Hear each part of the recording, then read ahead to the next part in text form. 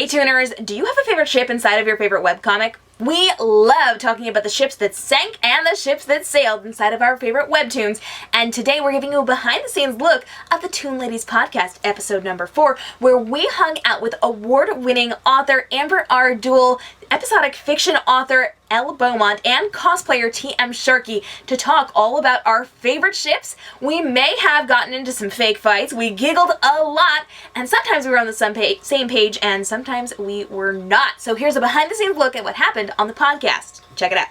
All right, today we are talking all about our sinking ships and our sailing ships.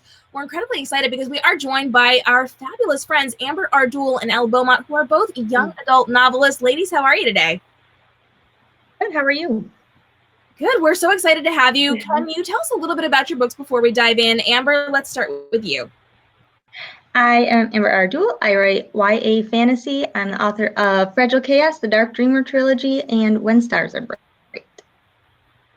And Elle Beaumont is also with us. Elle, tell us a little bit about your stories. Thanks for having me. I am Elle Beaumont, author of the Hunter Truth series and also The Secrets of Galathea. I love writing anything that has to do with fantasy. And we're incredibly excited to have you here. We actually have our own private chat where we are talking about webtoons 24/7 with these ladies. So we're really excited to welcome them to the podcast. TM and I have been really excited to do this episode. TM, we're talking all about ship wars today. Now, we are going to dive in. We're going to talk about our favorites. So there are no spoilers in this section. We will let you guys know when we get to the spoilers. So here we go. We're going to talk about which ones out of all of our favorite webcomics are our absolute favorites. So, TM, I actually want to start with you, and I know we know your love. So what do you got for us? Well, my favorite ship is Noel in I Love You. He also goes by the name Youngie, which he actually prefers to be called. So. And why are you kind of drawn to that particular one? Well, I just like his kindness, and if you read the comic, he definitely suffers from a lot of family issues, so you kind of feel for him throughout the whole storyline. I feel like even though he's suffering through all these problems that he's going through with his family, he still puts himself out there to make others around him happy. And he definitely does that for Shanae all the time, which I love in a man, so... If you are a fan of Noel, we want to hear from you guys. Come on over to toonladies.com or hang out on our social media at Toon Ladies. We're going to be doing some polls throughout the week. We want to hear who your all-time favorite ship is within the web comics that you are absolutely loving right now. Amber R. Duell, talk to me just a little bit about your favorite ship. I think I'm going to have to go with Charles from Let's Play. I'll spoiler things. I know, right? I don't really know what to say. He's got a lot of different sides to him, and it's been really exciting to see them, and he's really earned the ship as opposed to just an instant thing for him. Oh, very good point. We are going to talk more about this in just a little bit. If you happen to be a Charles shipper, we want to hear from you guys. Reach out and let us know. Elle, I know you've got a fun. Which one are you loving on? Hey, I have a lot, but... Who doesn't, right?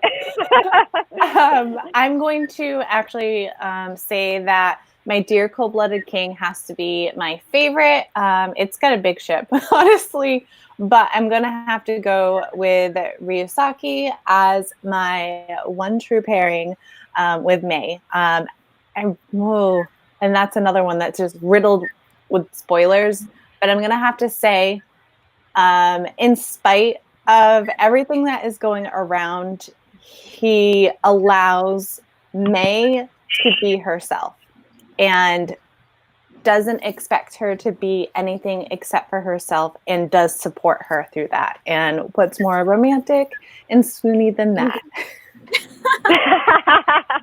You just like his abs, we know. Yeah.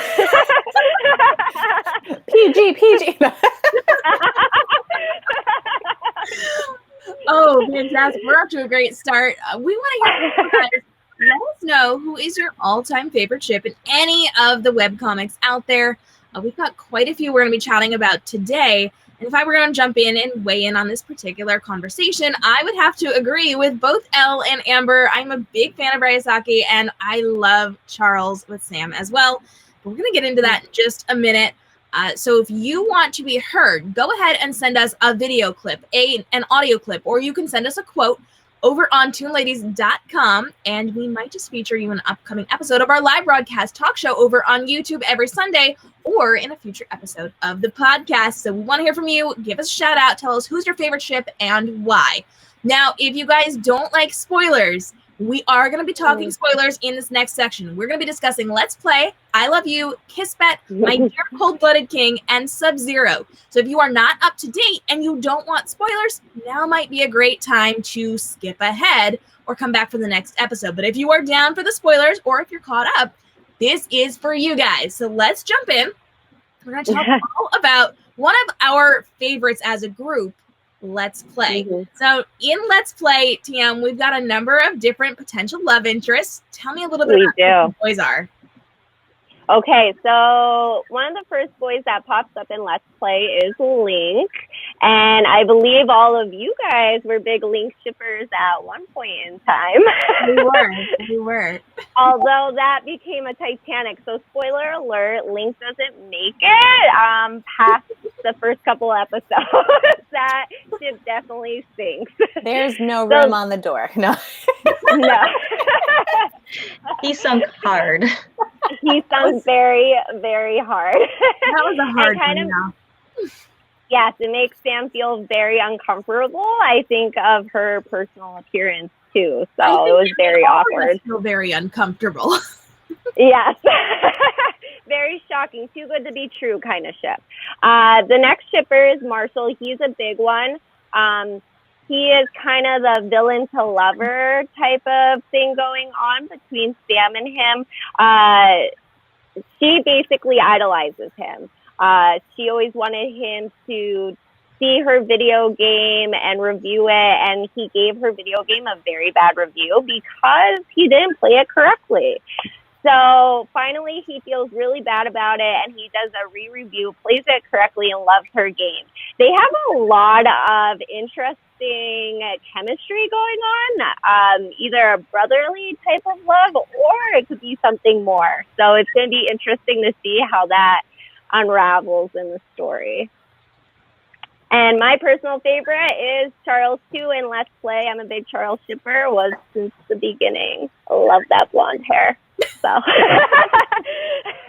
I love his accent. He is from Wales, so he has a Welsh accent. And if you could picture that or imagine that in your head, yeah, pretty nice. Ladies, how do we feel about these potential relationships? We know that the Link ship sunk really hard within the story, but we still have both Charles and Marshall vying for her attention. Amber, do you kind of have a something you want to say about this? Do you have something that kind of you can weigh in on this one? Well, I have shipped all of these guys at some point. It went from Link to Marshall to Charles. I just don't feel the chemistry, I guess, with her and Marshall anymore. It is kind of like a brotherly relationship. And then Charles, he's very domineering. He's like trying to pull the best out of her, and I just love it. I feel like every girl needs a Charles to just make her feel really good about her appearance and her inner beauty. Yes. And you can tell he's been hurt before. You can tell there's been, something going on in his past, and I'm a sucker for the mysterious, background going on. So yes. He has lots of different personalities. You think you know Charles, and then there's another surprise. Yeah, he's always in the business suits, but then you see him at home, and he's just like so casual, and it's like, oh my goodness. Amber's our resident male fashionista. she's very much into this, and so I, for one, have to agree. I love Charles's appearance. He is very, very good at the way that he dresses and presents himself to the world. Elle, how do you feel about Marshall versus Charles? I actually never shipped Marshall with Sam at all. I just, there to me was no chemistry. And if there ever became anything, I would have felt like it was really forced for me. The enemies to friends, I really enjoyed that. I enjoy them as friends. I don't think I would ever enjoy them as a couple. But Charles, for me, he was always been a very interesting character, and the fact that he wants Sam to be the best version of herself and to really not only have confidence in herself but actually trust in herself and her capabilities, and he tries to make her shine in only a way that he knows how. Like, he is a domineering character and he manipulates and controls, and that's how he knows to help either the company or people. I think I'm gonna go ahead and kind of skip this, but I think it would be interesting to see him develop and soften that attribute. So he isn't controlling. He's just no, it's okay. Yes. He's never gonna be a bubbly character, but I would love. And I feel like Sam could do that for him. I feel like she could tear down those walls that he's putting up. Mm-hmm. So I am Team Charles all the way, because I think he's the best fit for Sam and what would be beneficial to both. And I'm sorry if the author of this webtoon does anything different. It's going to be 3 letters. I know. I'm please, Charles, don't have another motive, this dark motive for her. I know. Let us have our ship. And the other thing is, devastated. Right? It would be really I'm a big fan of Charles and Sam together. I love how they kind of are opposites, but then they kind of bring out that softer side to one of them and that strength in the other. I've never really been a huge fan of Marshall with Sam, but I love Marshall and Monica, which I think we need to have a conversation about this, because 3 out of 4 of us love them together and one of us doesn't. I'm a big fan of Monica. I really love that she kind of takes care of Sam, and she takes care of Marshall, and she really has this very healthy relationship with her boyfriend. You don't often see a lot, especially if it's supposed to be a potential rival to our main character. Mm-hmm. So I feel like it's a really good, strong, healthy relationship, and I love seeing Marshall in that relationship. But I know Amber does not. So Amber, sound off. I don't know why I don't like them together. I just don't. I feel like she's too, I don't know how to say it. I guess in your face, and he's very not. So it just seems weird to me, I guess. I mean, opposites attract, I suppose, but I don't know. It just sits wrong with me for some reason. I guess they're both big in the social media aspect of YouTube, or it's the webtoon YouTube, where he reviews all video games and she's this makeup artist on social media. So I guess that's how they relate, but what they both prefer and like in life, I think, is different. So I could see that. Elle, anything to add on that one? I like them as a couple. I think, at least it feels like they're in the early stages of their relationship, and they still have a lot to learn about each other and really breaking down the walls of their characters. And I think if they did and allowed a depth to form, I think that then they would, to those that don't see chemistry, that there would actually be chemistry there. But I really do enjoy them as a couple. I think that her bulldog personality is a good match for his teddy bear personality. Yes. She will go to bat for him and she will go to bat for Sam. Do not mess with these. These are my people. And he's kind of hey. Right? He's so bubbly. You know, like he's like, no, I'm sorry. Like, you know, I think that they are a good couple. I wouldn't want to see them broken up. It would actually really hurt my feelings if they didn't break up. I would be very sad if they break up. I think they're interesting too because they were supposed to be a fling. Like they met at a party and they kind of just got together for a quick little meetup, and then they ended up staying together. So I thought that was interesting too in their relationship kind of aspect to see where that's gonna go. So.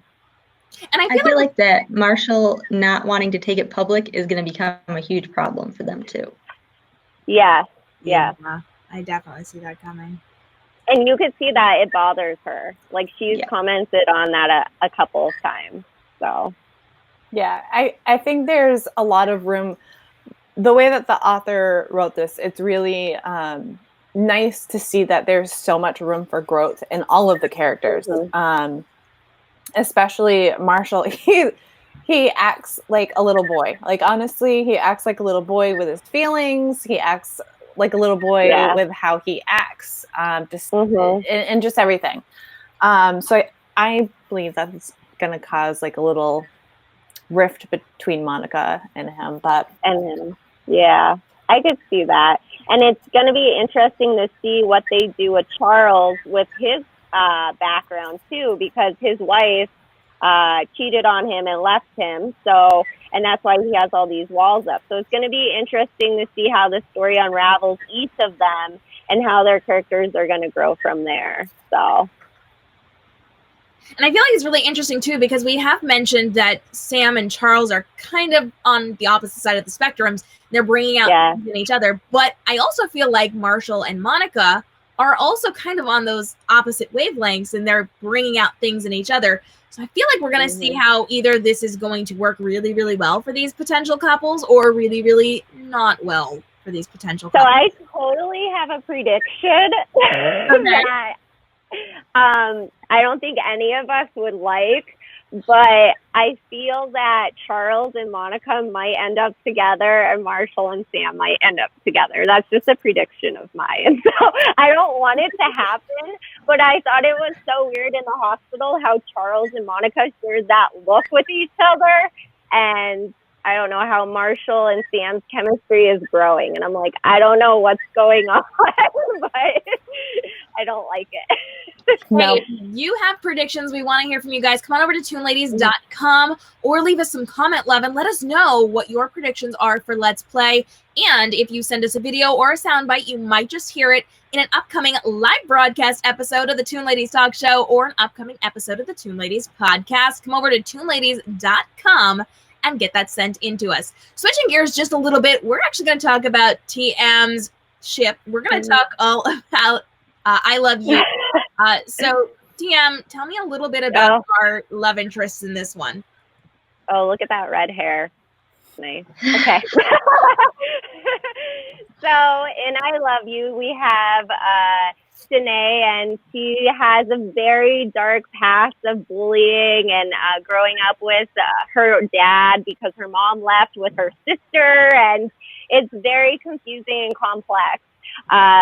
She meets these two brothers, which are complete opposites. One I love, the other one I hate, but I know someone on here loves him very much. I feel like the black sheep right now. Hey, I love him too. I'm with you. So I call him Q-Tip because that's actually the nickname that Shanae gives him in the story. He is a very businessman, kind of like Charles, only he has a very cold front. He doesn't really express a lot of his emotions, but he has an interest in Shanae where he kind of wants her to become this business lady. Noel, or Youngie, reaches out all the time trying to help Shanae. He wants to be like this great friend and help her grow and be confident. There's also Dieter that ties into things, and he has a crush on Shanae, and they actually go on dates together. So there's a lot going on. It's definitely a very busy story. Amber, can you tell us why you're loving on our beloved Q-tip for this one? Okay, well, I have to preface this with, I realize the age difference is kind of problematic, but I like problematic ships. Like, that's my thing. I don't know. I just feel like she could really, like, knock down his walls and, you know, make him less cold. And I don't know. I feel bad for him for some reason, and I just want him to have the love there, and also that Noel has a girlfriend that I think we all forget about. But yeah, I know, but I don't even think that's a real relationship. I think that his girlfriend thinks it is, and like it technically is, but he's just dating her because his father wants him to. Yes. If you haven't read I Love You, there are big family issues, and I'm pretty sure they brainwash their children and make them do things. Yeah, see, and like that's like Q-tip, like he needs that love. His family doesn't give it to him, but she will.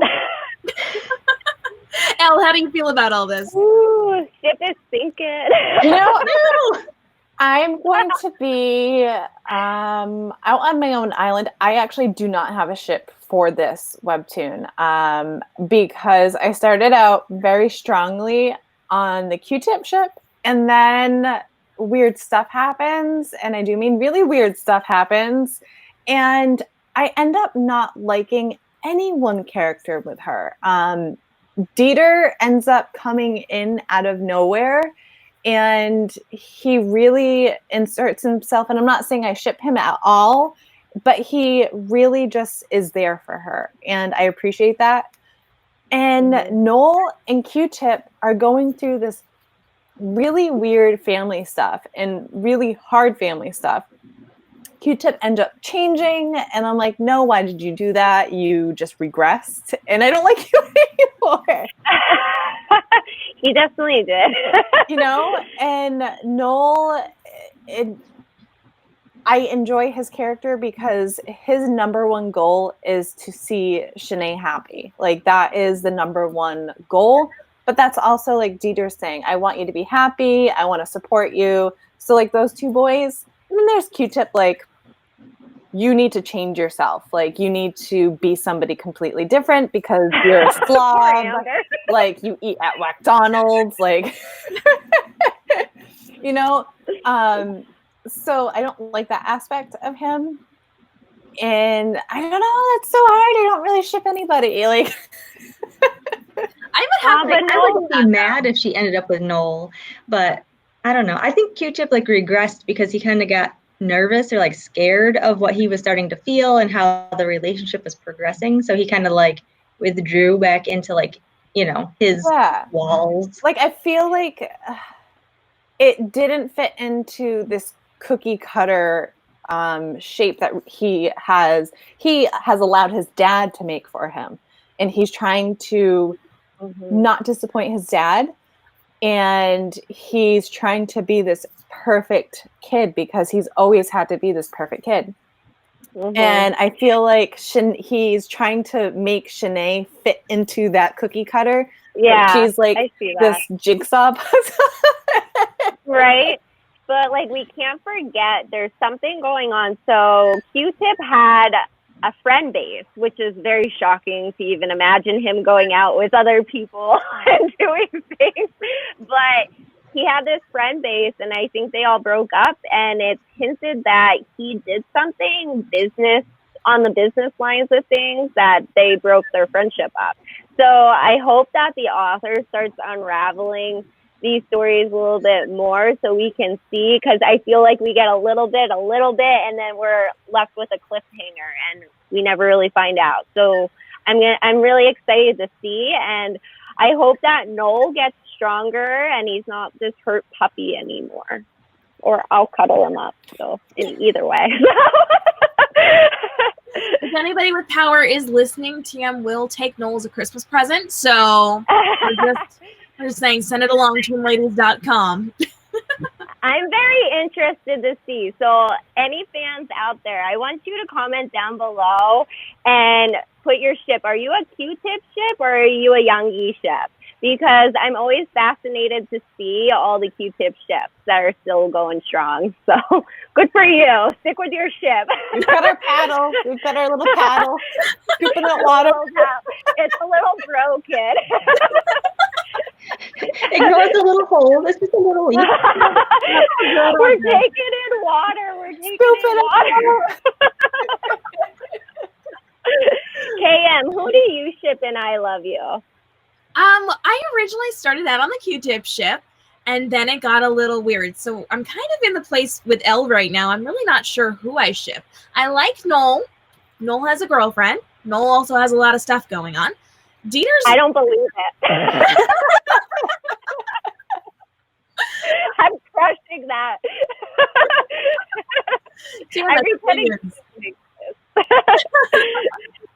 I feel like Dieter's really interesting. I don't know if I love him with Shanae, but I like him the most of the guys right now. I feel like he has a very strong presence. He's behaving like a good human being. He's treating her very well, and he's not being super pushy about things, which is really nice.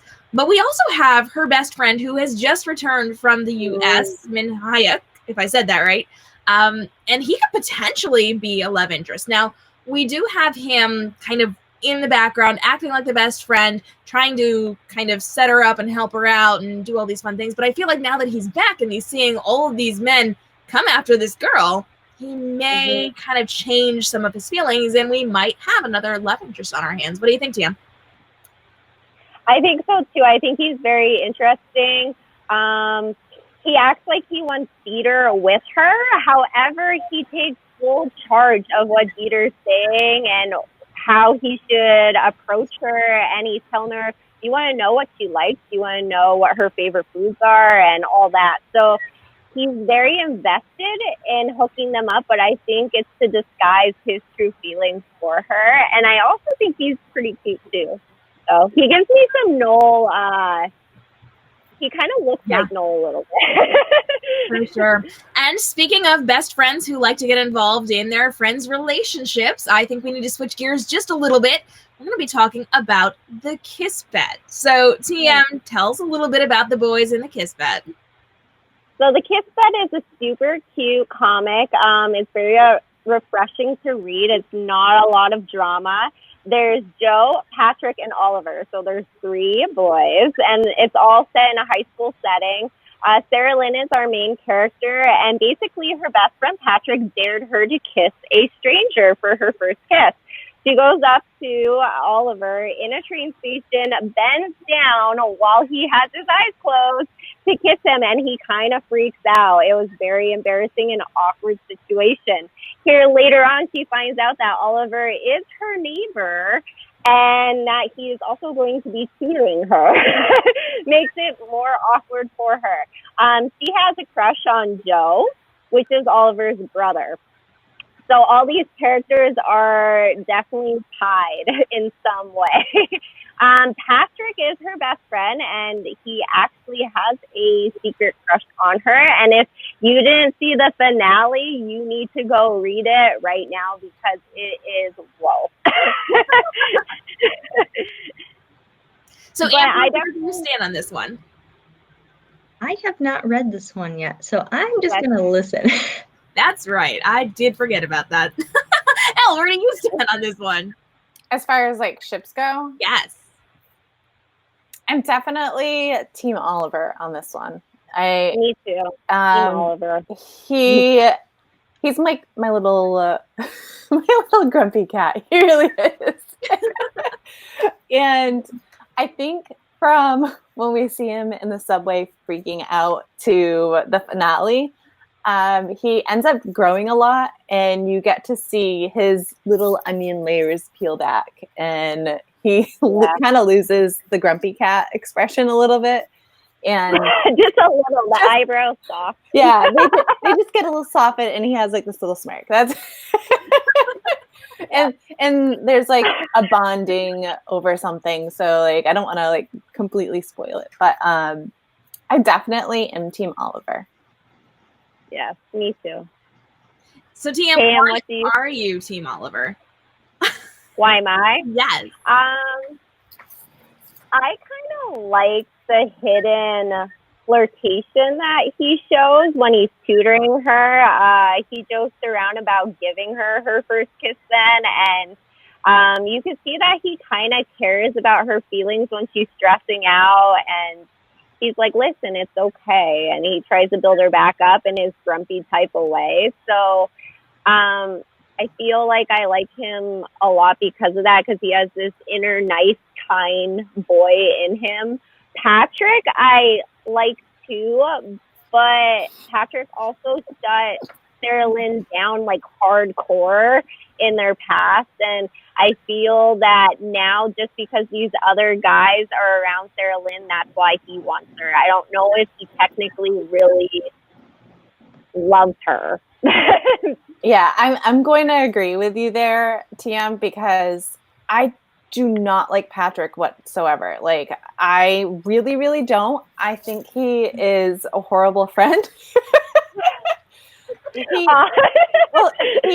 Tell it like it is. Joking, like the teasing aside, he tears her down pretty consistently, and that rubbed me the wrong way. So I really didn't ever like him, and I'm like, oh my gosh, if you were my friend, I think I'd punch you in the face. he is so brutal to her and saying, oh, you're just like you're gonna lose and you're just gonna fail, and instead of building her up and going, you know what, this is gonna be the one, like, he just really had this habit, and you could see it on the illustrations, like you could see it on Sarah Lynn's face, like how distraught she was and how anxious she would get, and he didn't stop. And that, to me, I'm like, no, that's not okay with me. And although Oliver was super grumpy, he never tore her down, Right. Joe just never was a ship to me. He just never wasn't. Like, he's kind of like this airhead. So Joe's on cloud 9. Yeah. And he's like, guys. It's like, hey, what's going on? You're gonna do great. Like, we all need a Joe in our life. But actual puppy dog is just so excited to see you, but doesn't know why. Yeah, like, the best comment in Kiss That is when someone, I forget who it is, but they tell Joe, and they're like, you need to stop talking like that to everyone. Everyone thinks you're flirting with them. And I'm like, yes! I know. And he's like, oh my goodness, really? Like, shocking. But yeah, so I've never been team Patrick, just always Oliver, because Patrick's just a meanie. For me, I was never team Patrick, very much for the same reasons. I don't know if I'm necessarily team Oliver. I think of my choices, I'm team Oliver, but I like Joe, but not with her. I feel like Joe would have a fun little spin-off off to the side, and I would like to read that comic, but for her, I don't know. I'll go with Oliver for now. That's my, like, where I'm sitting with this one right now, but we'll see. I'm excited to see the second season because of that cliffhanger at the end of the first season, and I have a lot of things to say about that, but we're not going to spoil it for you guys. If you haven't read it yet, please go read it, and if you have, please come to our social media and have a conversation with us about it. Send us a DM. We would love to talk to you about what you thought of the finale of the Kiss Bet. Now, we are going to be moving on because we do have a couple of other shows that we are going to be chatting about today. And I'm really excited because this is one of my favorites. We're going to be talking about My Dear Cold-Blooded King. So TM, tell us a little bit about this one.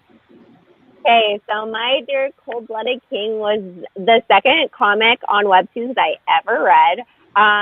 It is very long. It has lots of highs and lots of deep storyline into a lot of violence. But it's very good. I love this story. There's a lots of men.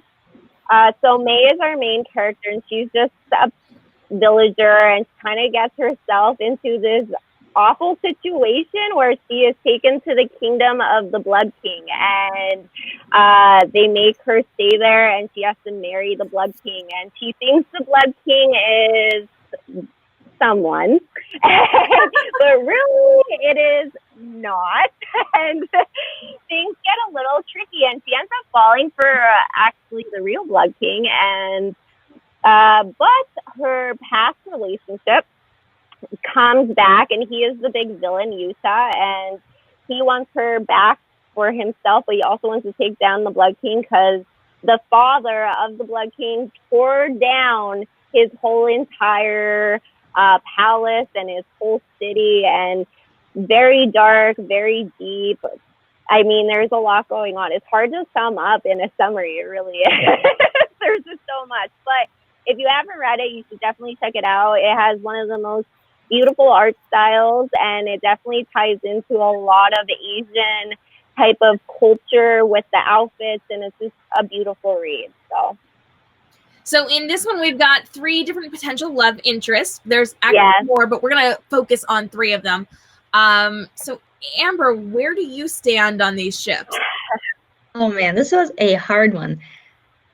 I feel like all these webtoons, like they trick you into shipping somebody and then they just flip the table. Well, yes, my ship definitely sunk hardcore. And I can't, it's hard for me to forgive the author because I was definitely a Kasu shipper, and it sunk like 2 Titanics together. Like it was hardcore, and then I felt like his personality changed dramatically. So my heart was ripped out, torn into pieces.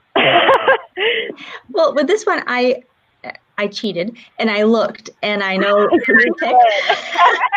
We all know I do that. I love spoilers. Okay, so I knew who it was, but even knowing who she picked, I shipped the wrong person. I'm like, but no, what do you mean? How are you going to end up with this guy when you got this guy? And yeah, so I was shipping. Oh gosh, a silver-haired guy. I'm bad. Which is that? That's Katsu, right? Yeah. Okay. Yeah. I'm so bad at that. And yeah, it just up until the point where I didn't ship him, it was like a 180, like in like one episode. It was like, oh, I love them together, and then it was, wait, what? No. So, and then I started shipping Ryusaki with her, and that just took off like bam, like it just. Mm-hmm. So, but yeah, they're good together, and I like them now, and yeah, but that's hard. But and when this is a spoiler in the spoiler section, but you know, when he's like going to let her go, like, you know, if you're going to be, you know, happier with is it his half brother, I think, right? Yes, they're half brothers. Yeah, then, or I guess not even. They're not technically not. They're not technically, but they were raised as. Oh wait, no, they don't. No, they don't. No. Right. That's right. Oh, they're like stepbrothers. Yeah. Yes, So brothers, but he was gonna let her go. Like, you know, I just want you to be happy. You know, go with him if you want to. And when she went to like break things off with him, and Ryusaki was watching, and I just felt so bad. And then she went to tell him, like, you know, like, no, I just broke things off because I choose you, kind of thing. And he was so mad, and I was like, he loves her. He got really mad. He did, yeah. That's a whole other episode. He wanted to let her go and be happy, but, you know, he was really hurt by it, too. And then... I think that Noel and Q-Tip should take some lessons from those 2 brothers because they both have dark families. So your shipper and Kasu, their dad destroyed a ton of kingdoms, not just Utah. So he was very dark, and actually, spoiler alert, Utah killed him. So, but I mean, they don't really show a hate relationship, the 2 brothers in My Dear Cold-Blooded Prince, which I like. I like that. I mean, they argue about what's right for May, but I like that they don't attack each other all the time. So, Elle, how do you feel about all this? Yeah.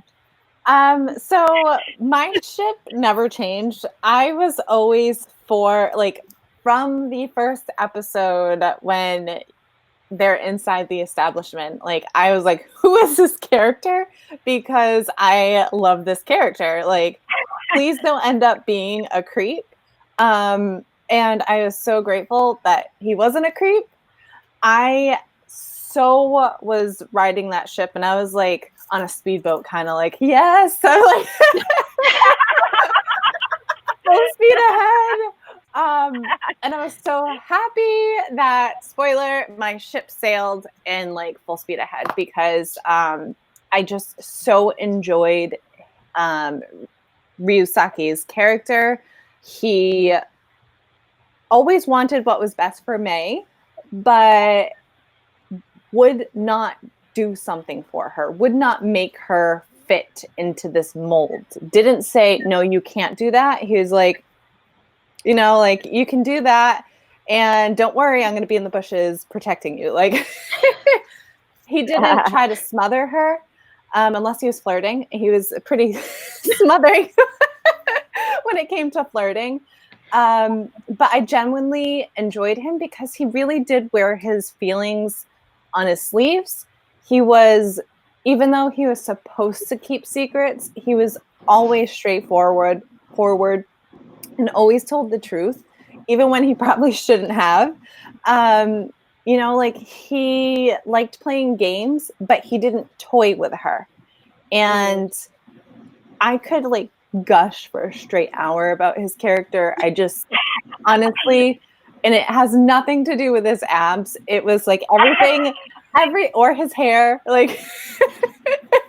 Which they're both very nice, though.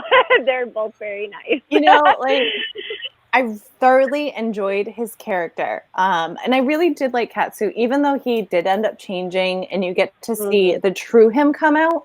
And I just never so hard. So hard. I know. I was just never really about him because he was a little bit more controlling in a way that he wanted to make Mei into this damsel, and she's not. You know, she didn't need somebody saving her. She wanted to be this strong warrior.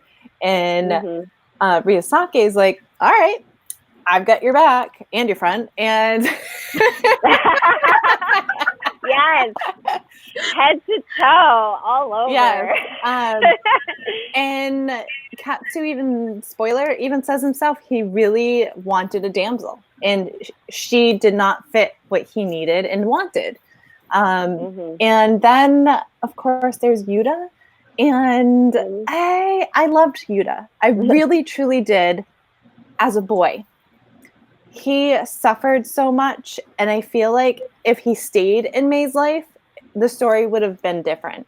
But because the years and differences kind of separated them, it in his hurt and betrayal and bitterness just warped him. It created him into another being, and that was never a ship of mine either. So I was always Ryusaki. Sorry for the long-winded thing about Ryusaki, but he's my man. You go, girl. You go. I feel so bad for Yuta, though. I mean, I totally get it. Like, I get what he's feeling. It's such a bummer that he took it to such an extreme that he did, but you just feel for his character the whole entire time. Especially because, you know, the old Blood King, the dad, made Katsu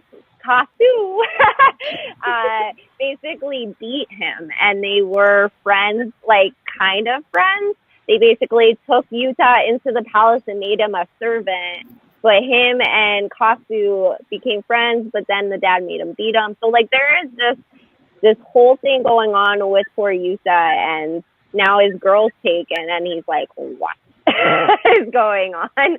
But he doesn't. I felt really bad for him, like with the whole, like, you know, his country was, you know, invaded and taken over and all that, up to the point where he keeps kidnapping her and doing not nice things. Like, yes, and other women. Yeah. Yeah, there's a lot that goes into that one. That's a whole nother discussion. But we want to hear from you guys. Come over to toonladies.com and at Toon Ladies on social media and let us know, who do you ship in My Dear Cold-Blooded King? We would love to hear from you. You guys know I'm a huge fan of this one. My ship sailed. I'm so excited for that one. I was on it the whole time. I do like Katsu, though, not with May.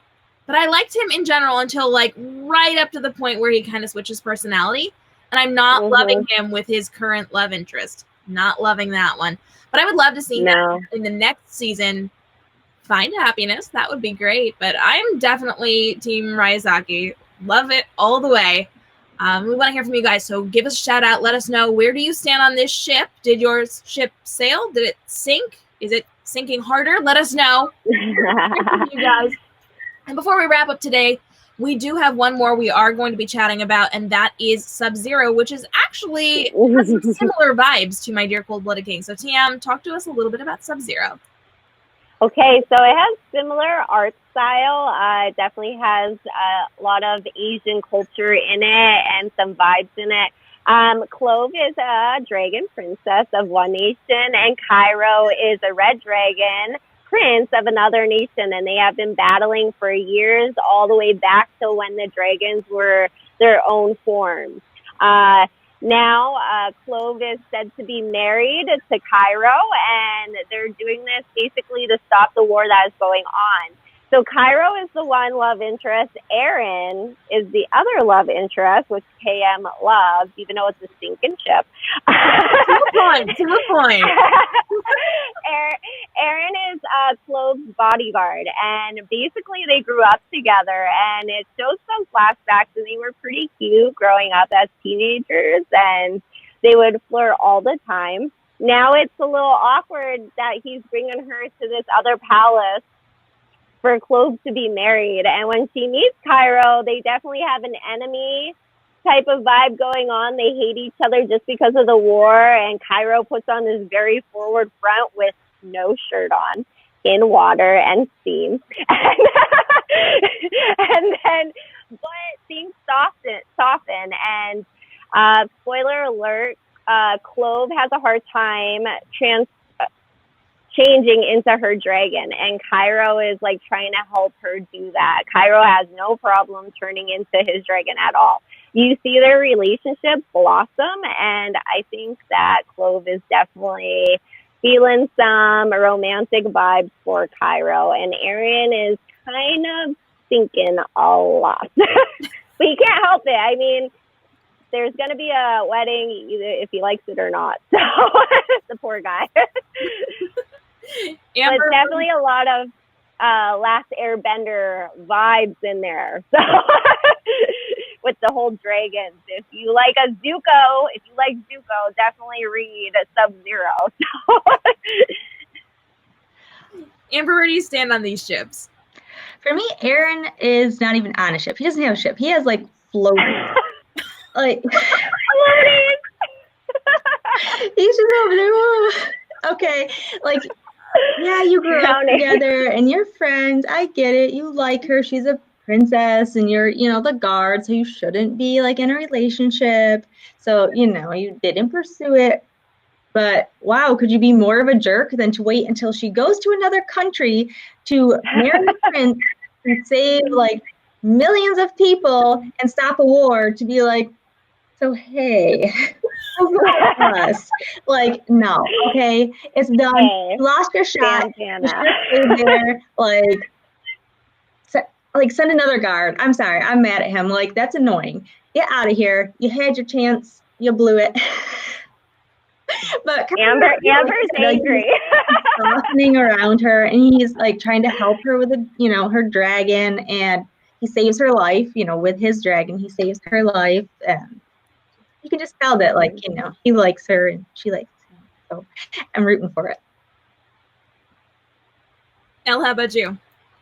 I feel very much the same. I feel that Aaron doesn't even have a chance. Like, he doesn't even have a floaty. He's just sinking to the bottom. Like, he's sleeping with the fishes because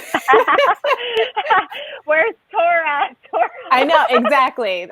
There's my boo. But anyway, seriously, Aaron had his many chances, and if he's all duty, then he should just keep his mouth shut and just let it lie there, but he just keeps bringing it up, and it's annoying. Like, no. If you're all duty, then shut up. So that's my feeling on that. Like, he's just kind of an annoyance, and something that just kind of keeps distracting Clove and distracting her from, reaching her potential, her true potential. And I've always been Kiro.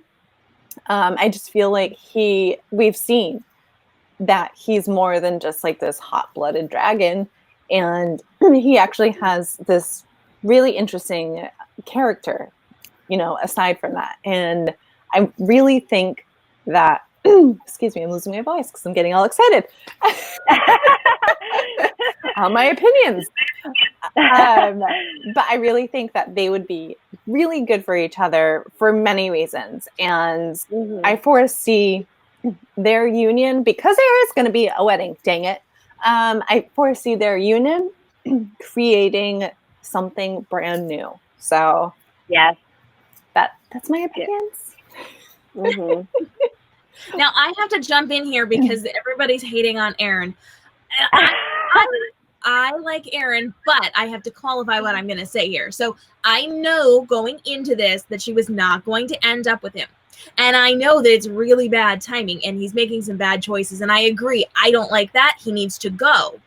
But if I were looking at this purely objectively and I had to pick between Aaron or Cairo, just based on like their personalities and how they interact with her and how they behave with her and how they build her up, I would 100% be Team Aaron, because I think he is the better one for her.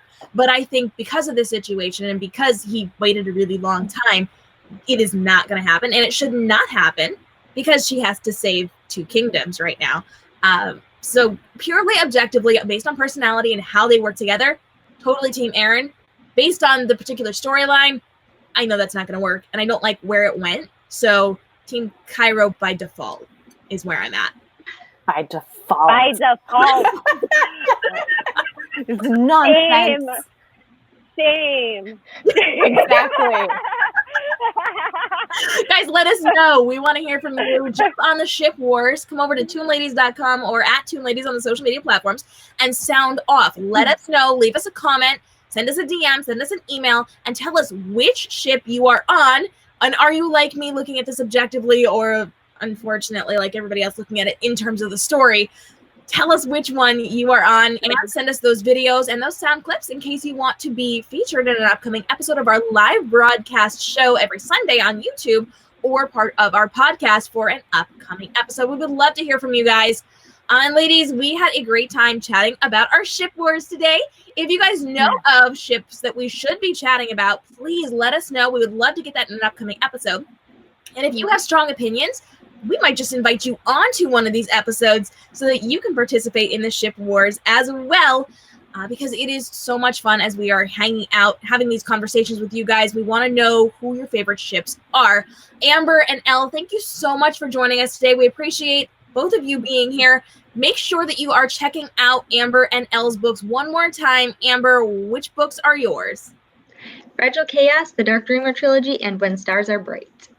And Elle, your stories? Ooh, let's see. You can find Veiled Allurement, the Hunter series, and the Secrets of Galathea series. Fantastic. And make sure you are checking out their websites. Elle, where can they find you? ellebeaumontbooks.com. And Amber? AmberRDuel.com. All right, tuners, so what did you think? Jump down in the comments and let us know. What is your all-time favorite ship in your favorite webcomic? We want to hear from you. Tell us who we missed in this conversation or where you fit into this conversation. We would love to hear from you and find out which tunes we should be checking out next for the best relationships ever. And if our hearts are going to break, we'll blame you, but we'll also really thank you for turning us on to these really cool tunes. Thanks so much for hanging out with us. We are so excited to bring you the Toon Ladies Podcast. You can get exclusive episodes of the Toon Ladies Podcast every single Thursday, everywhere podcasts are streaming, and you can hang out with us for our special Toon Ladies talk show. Every single Sunday at 6 p.m. Eastern, we are going live with your favorite WEBTOON artists and authors, Disney animators, and celebrities within the industry you do not want to miss. We've got a great lineup for the next couple of months, and you guys are going to die when you find out some of the authors that we have coming on this show. So make sure you hit the subscribe and notification bell, and we will see you guys again in our next special look behind the scenes of the podcast, and make sure that you stick around for our amazing talk show every single Sunday, Toon Ladies, where we're bringing you exclusive access to your favorite webcomic authors, artists, creators, celebrities, and animators. Thanks so much for joining me. I'll see you in the next video.